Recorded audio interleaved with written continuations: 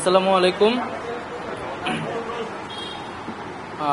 আজ দুপুর 1টার সময় আমাদের প্রধান উপদেষ্টা কার্যালয় যমুনাতে আমাদের উপদেষ্টা পরিষদের একটা অনানুষ্ঠানিক বৈঠক ছিল এবং এই বৈঠকে আমি আমার একটা ব্যক্তিগত বিষয়ে আলোচনা করেছি এবং আলোচনা সাপেক্ষে আমি প্রধান উপদেষ্টা বরাবর আমার পদত্যাগপত্র জমা দিয়েছি।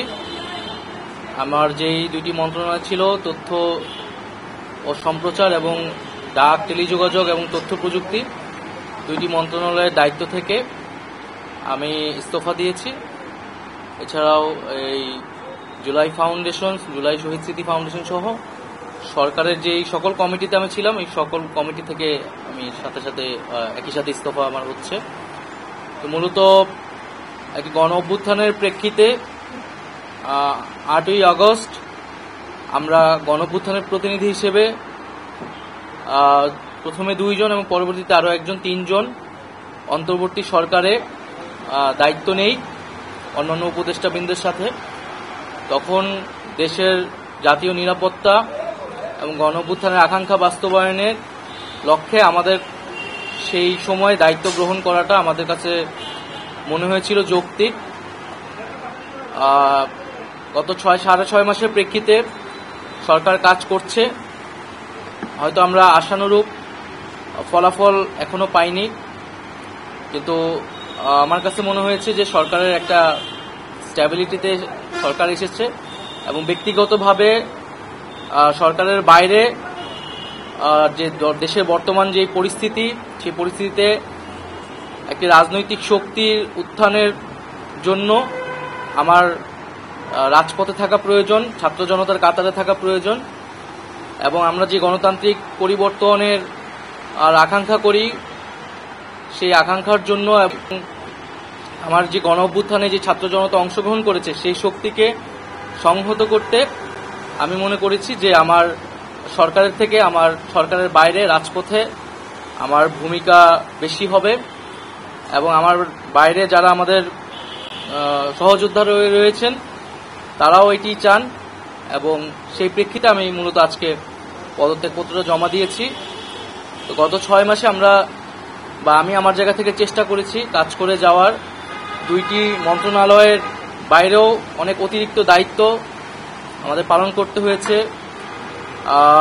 আমরা চেষ্টা করেছি এবং মন্ত্রণালয়গুলোতেও আমরা কিছু কাজ করেছি। সেই কাজের ফলাফল হয়তো সামনে জনগণ পাবে। 6 মাস খুবই কম সময়, তারপরও আমি হয়তো চেষ্টা করেছি, আমার কাজ আর ফলাফল সেটা জনগণ মূল্যায়ন করবে।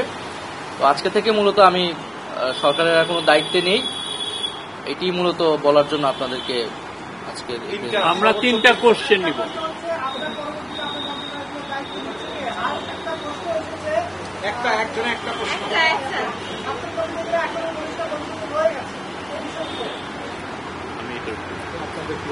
আমার পরে দায়িত্ব নিবে এটা আসলে ক্যাবিনেটে, পরবর্তীতে এটা ক্যাবিনেট ঠিক করবে, উপদেষ্টা পরিষদই ঠিক করবে। আর আমি আমার জায়গা থেকে মনে করেছি আমার বাইরের প্রয়োজন, বাট এখনো আমাদের গণ অভ্যুত্থানের আকাঙ্ক্ষা তো বাস্তবায়িত হয়নি। বিচার এবং সংস্কারের যে প্রতিশ্রুতি নিয়ে এই সরকার গঠিত হয়েছিল, ছাত্ররা এসেছিল, সেই প্রতিশ্রুতি পূরণে অন্য যে 2 জন রয়েছে তারা মনে করছে তাদের সরকারে এখনো দায়িত্ব রয়েছে, তারা এখনো সরকারে থেকেই জনগণকে সার্ভ করবে। তারা যদি রাজনীতি করার প্রয়োজন বোধ করে তারা তখন হয়তো সরকার ছেড়ে দেবে।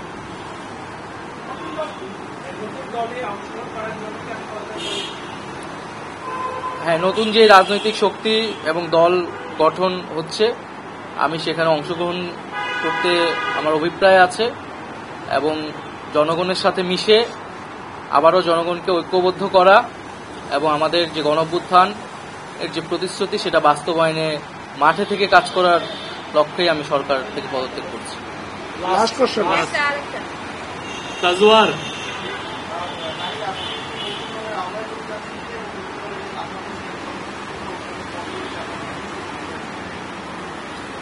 এটার জন্য আপনাদের দলটির যেদিন ঘোষণা 28 তারিখ, সেদিন পর্যন্ত অপেক্ষা করতে হবে, সেদিনই এটা জানা যাবে।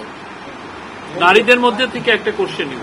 নারী কেউ আপনি সাজেদা জি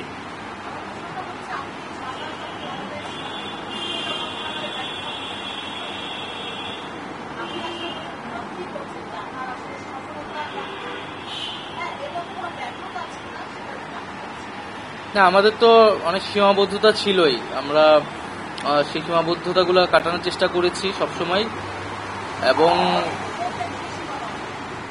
এখানে সীমাবদ্ধতা ছিল, আমলাতান্ত্রিক জটিলতা ছিল। আমরা এসে এই ব্যুরোক্রেসিকে যেভাবে পেয়েছি, এখানে পুলিশ যে তার আত্মবিশ্বাসের ঘাটতি হয়েছে আন্দোলনের পরে, এবং একই সাথে এখানে এই জুলাই গণহত্যাকারীদের, জুলাইয়ের যারা গণহত্যাকারী তাদেরকে গ্রেফতারের বিষয়টা, বিচারের বিষয়টা, সেই বিষয়ে আমাদের কিছু সীমাবদ্ধতা থাকা সত্ত্বেও আমরা কাজ করেছি। আমি জনপ্রশাসন কমিটির একটা দায়িত্বে 2 সপ্তাহের মতো ছিলাম। 2 সপ্তাহের মিটিংয়ে আমরা সিদ্ধান্ত নিয়েছি যে যারা 18 সালের ডিসি ছিল এবং দুর্নীতির সাথে জড়িত ছিল তাদেরকে সরানোর ব্যবস্থা, এরকম কিছু উদ্যোগ আমরা নিয়েছি। এবং আমি আশা করব যে অন্তর্বর্তীকালীন সরকার সামনের দিনগুলোতে জনগণের যে আকাঙ্ক্ষা, গণঅভ্যুত্থানের যে আকাঙ্ক্ষা, সেই আকাঙ্ক্ষা বাস্তবায়নে তারা সচেষ্ট হবে, এবং দেশের যে আইন শৃঙ্খলা পরিস্থিতি, সেই আইন শৃঙ্খলা পরিস্থিতি এবং দ্রব্যমূল্য নিরসনে তারা সফলতা দেখাতে পারবে।